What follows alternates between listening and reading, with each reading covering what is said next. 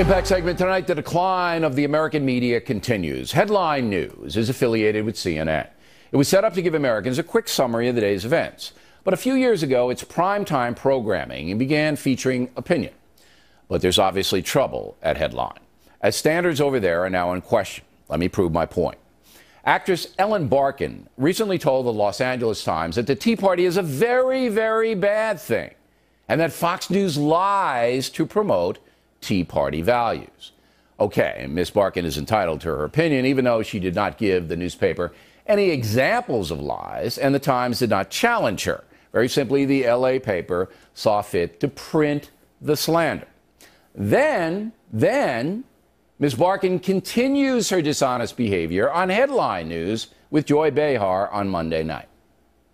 Let me ask you something. You're not a fan of Fox TV, are you? No, Fox News. I got you in trouble for that. You got in trouble for saying that? Why? I don't know, but I'm very flattered that I'm now on Bill O'Reilly's radar. Oh, he called you a pinhead? Did he? Oh, probably. I thought he called me a washed-up husband, D-list celebrity, rich, whatever, you know. Dumb.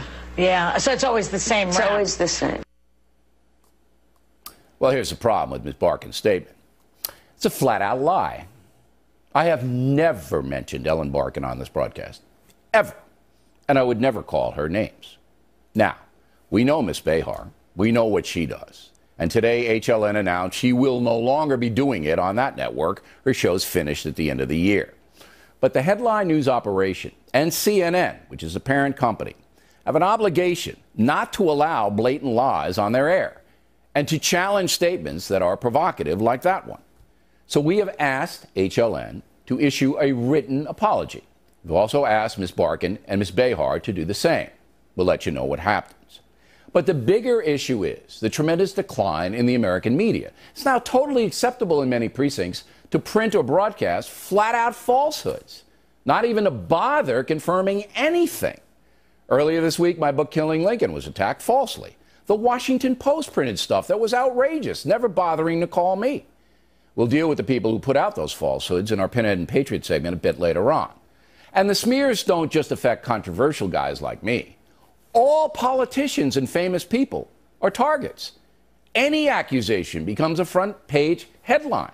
And you wonder why good people don't run for office? Intelligent Americans well understand the media is now in business to destroy, not to enlighten. In the big picture, what Ellen Barkin says, not important. As I said, she's entitled to hold any opinion about anything.